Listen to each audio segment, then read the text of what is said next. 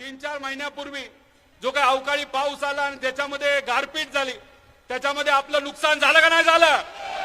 जो रब्बी कांदा बरेच दिवस टिकू शकतो, पण पाऊस आल्यामुळे आणि गारपीट झाल्यामुळे आज तो टिकू शकतो का? उत्पादकता कमी झाली का नाही झाली? मग आज जेव्हा तुम्ही व्यापाऱ्याकडे जाता, मार्केट कमिटीकडे जाता, जेव्हा 4 रुपये 5 रुपये तुमच्या हातामध्ये मिळत असतात, तेव्हा येण्या जाण्याचा तरी खर्च निघतो का? मग मला तुम्ही सांगा, जर मोठे मोठे नेते जर टीव्हीवर आणि इतर ठिकाणी जर सांगत असतील येणाऱ्या काळामध्ये पाऊस कमी होऊ शकतो, मग येणाऱ्या वर्षीचं पीक तुमच्या हातामध्ये येणार का? जर येणारं पीक तुमच्या हातामध्ये येणार नसेल आणि आहे त्या पिकाला तुम्हाला भाव मिळणार नसेल तर अख्खं वर्ष तुम्ही जगू कसं शकता? हा प्रश्न आपल्या सर्वांच्या मनामध्ये आहे का नाही? आता 18 तारखेच्या आधी पवार साहेबांनी आम्हा सगळ्यांना सांगितलं, उद्धव ठाकरे साहेबांनी त्यांच्या पक्षाला सांगितलं, काँग्रेसच्या नेत्यांनी त्यांच्या पक्षाला सांगितलं, लोकांसाठी रस्त्यावर उतरावं लागेल. 18 तारखेला तुम्ही आपण सर्वजण लासलगावला गेलो होतो का नव्हतो? फक्त संवाद करण्यासाठी गेलो होतो, लोकांची अडचण समजून घेण्यासाठी गेलो होतो. तिथं 3-1 हजार लोक आली. मग हे सरकार कुठेतरी घाबरलं. सरकार घाबरल्यानंतर कलेक्टर साहेबांनी रिपोर्ट पाठवला. तो मंत्रालयाकडनं केंद्र सरकारकडे पाठवण्यात आला. आपल्या मागण्या काय होत्या? आपल्या मागण्या होत्या, जेव्हा 2023 मध्ये इलेक्शनच्या आधी देवेंद्र फडणवीस साहेबांनी किती रुपयाचा भाव डिक्लेअर केला होता? मागच्यांना विचारतो, किती रुपये होता? 24 रुपये होता. इलेक्शनच्या आधी 24 रुपये आणि मतदान घेतल्यानंतर किती? 12.5 रुपये. हे आम्हाला नाही पटलं आणि मग 18 तारखेला आपण सगळ्यांनी मिळून आंदोलन केल्यानंतर या सरकारला नरमावं लागलं. त्यांनी 15 रुपये 18 पैशावर आता रेट दिला. म्हणजे त्यावेळेच्या आंदोलनाला आपला 3 ते 3.5 रुपयाचं यश मिळालं. पण हे 3.5 रुपये तुम्हाला मान्य आहेत का? ठीक आहे, यश आलं असेल, पण हे 3.5 रुपये मान्य आहेत का?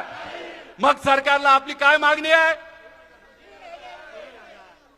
3024 पेक्षा पुढे आम्हाला भाव त्या ठिकाणी पाहिजे, अशी आमच्या शेतकऱ्याची मागणी आहे. मग हे जे नाफेड खरेदी करतं ते कुठेतरी डोंगराच्या आड बाजूला जाऊन काही व्यापाऱ्यांकडनं, प्रायव्हेट लोकांकडनं कांदा खरेदी करतं का नाही करत?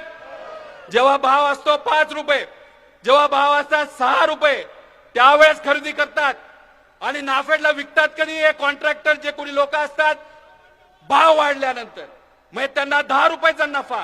आता सुद्धा नाफेडचे जे काही बगलबच्चे आहेत ना, त्यांनी आता 4 ते 5 रुपयाला कांदा घेऊन ठेवलाय आणि तो कांदा आता ते कितीला नाफेडला विकणार? 15 रुपये 80 पैशाला. पण शेतकऱ्याला त्यातून काय मिळणार का? तर आमची मागणी आहे, हे जे बगलबच्चे कोण आहेत माहितीये का? हे सत्ताधाऱ्यांचे कार्यकर्ते, त्यांना त्यांनी कॉन्ट्रॅक्ट दिलेले आहेत, त्यातून हे पोट भरतायत, घर भरतायत. पण आमच्या शेतकऱ्याचं घर भरताय का?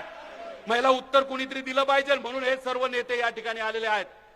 आणि मग आमची मागणी आहे, नाफेड लीग काळ्या कुठेतरी आडबाजूला खरेदी करण्यापेक्षा कुठे खरेदी करायचं? मार्केट कमिटीमध्ये खरेदी केल्यानंतर काय होतं? स्पर्धा निर्माण होते आणि स्पर्धा निर्माण झाल्यामुळे आमच्या शेतकऱ्याला भाव मिळतो आणि तीच आमच्या सगळ्यांची अपेक्षा आहे. आणि नाफेड म्हणते 2 लाख टन घेणार. 2 लाख टनात काय होणार आहे का? अहो, इथंच एक दिवसाला 2 लाख टन गोळा होते. तर आमच्या सगळ्यांची मागणी आहे 8 ते 10 लाख टन कांदा त्या ठिकाणी घेतला पाहिजे. आणि 8 ते 10 लाख टन कांदा घेतला तो कांदा हा भारतात विकायचा नाही, हा कलकत्त्यात विकायचा नाही, मुंबईमध्ये विकायचा नाही, दिल्लीत विकायचा नाही. कारण काय करतात, 3 महिन्यानंतर भाव वाढल्यानंतर हा तुमचा कांदा जो स्वस्तात घेतलाय परत जाऊन त्या मोठ्या शहरामध्ये स्वस्तात विकतात. आणि आपल्या सगळ्यांची जी अपेक्षा असते, राहिलेल्या कांद्याला चांगला भाव मिळाला, त्याला भाव मिळतो का? त्यामुळे हा घेतलेला कांदा कुठं विकायचा? डायरेक्ट भारताच्या बाहेर घेऊन जावा. भारताच्या बाहेर जात नसेल तर जाळून टाका, पण आमच्या शेतकऱ्याला 24 कमीत कमी रेट हा मिळालाच पाहिजे. आता तुम्ही मला सांगा, हे सर्व नेते इथं आलोत, आम्ही आलोत, इलेक्शन आहे का? महाराष्ट्रात इलेक्शन आहे का? पण आलो ना तुमच्यासाठी का? खऱ्या अर्थाने सामान्य लोकांच्या पाठीमागे भक्कमपणे उभा राहण्याची भूमिका आमच्या नेत्यांनी आम्हाला सांगितली आणि त्याच दृष्टिकोनातून तुमच्यासाठी इथं आलेलो आहे. त्यामुळे हे जे काही सावलीत बसलेले लोक आहेत, पेट्रोल पंपाच्या इथं बसलेले लोक आहेत, त्याला मला सांगायचे, अरे तुमच्यासाठी हा लढा आहे. तुम्ही त्या शेतामध्ये राबता, उन्हामध्ये राबता, आणि आता जर सावलीत बसत असाल तर तुम्हाला न्याय कसा मिळणार? तुम्ही जर रस्त्यावर आला नाही, तुम्ही जर लढला नाही, हे सरकार तुमच्याकडे बघणार सुद्धा नाही. एवढं मोठं आंदोलन इथं सुरू आहे, पण सरकारचे तिन्ही पक्षाचे प्रमुख नेते आता काय करतायत?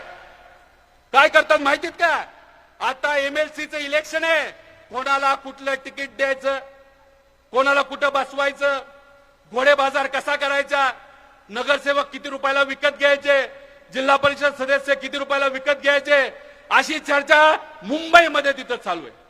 मग तुम्ही मला सांगा, त्या मुंबईतल्या चर्चेतून तुमचं भलं होणार का नेत्यांचं भलं होणार? मग नेत्यांचं भलं होणार असेल तर मग कुठेतरी विरोध आणि आपण त्या ठिकाणी रस्त्यावर आलं पाहिजे. आणि मी ठामपणे सांगतो, तुम्हालाही सांगतो, तुमच्या मुलांनाही सांगतो, मजुरांनाही सांगतो, मजुरांच्या मुलांना पण सांगतो की आज जर आपण आपल्या हातामध्ये हा लढा घेतला नाही, या सिस्टमच्या विरोधात आपण लढलो नाही, तर येत्या काळामध्ये आपल्याला कुणी त्या ठिकाणी वाचवणार नाही, अशी परिस्थिती या महाराष्ट्रामध्ये येईल.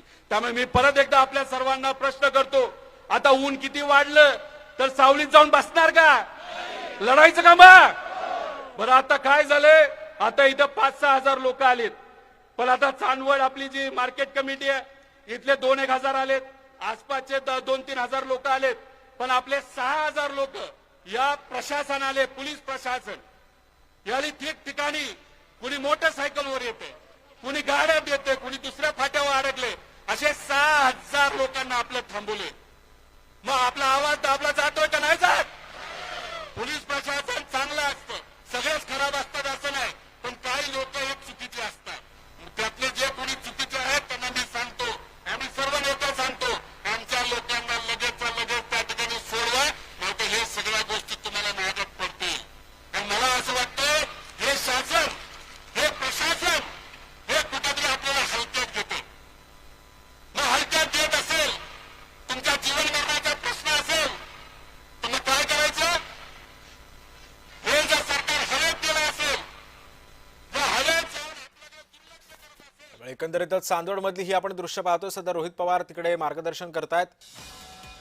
संतप्त शेतकऱ्यांना कांद्यासाठी हमीभाव योग्य दरामध्ये मिळवून द्यावा, यासाठी हे आंदोलन करण्यात येतं.